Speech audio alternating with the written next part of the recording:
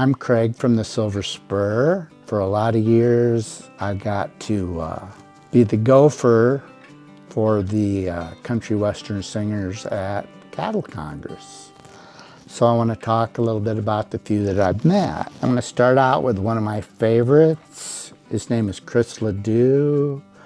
I think I was 17 when I first met him at a rodeo in Fort Dodge.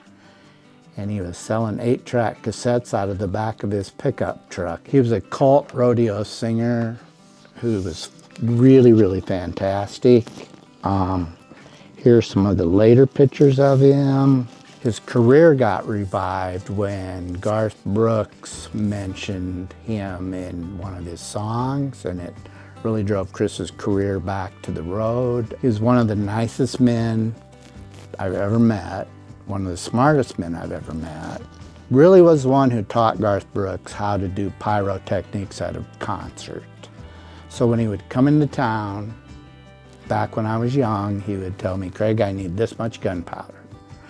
And back then, there were still laws about gunpowder, but I knew the right people and came up with enough gunpowder for him to do his pyrotechnics at his concerts. And his concerts were awesome.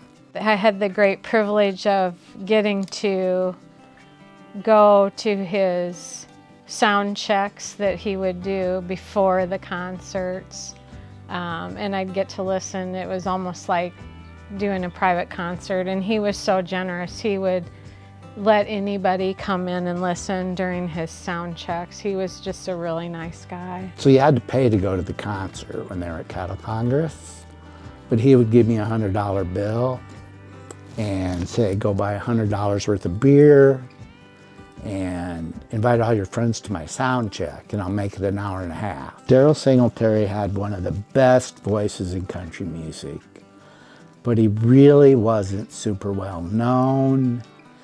And then he had a heart attack at a very young age. But he learned how to sing in the Baptist church, like a lot of country western singers. Very, very religious, so he would come out here and spend a day or two with me, just shooting clay pigeons or working Labrador retrievers. So here's a picture of George Strait, Terri and I, when we were both very young. He worked for Tony Lama for a little while, Tony Lama Cowboy Boots, and did a private show for us back in 1980 or that era.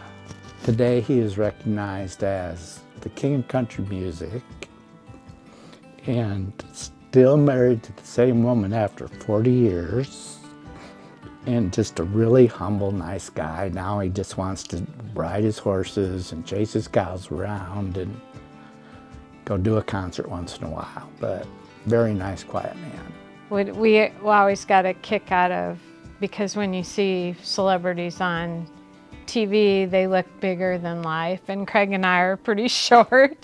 George is shorter than us. You can see from the picture that George is also very short. So, but he is a very nice man. Kenny Rogers had a great western shirt line, hot western shirt line called the Kenny Rogers shirt. You couldn't keep enough Kenny Rogers shirts in your store. They were so popular. Yeah. And he was so popular. Here's back when Terri and I were young.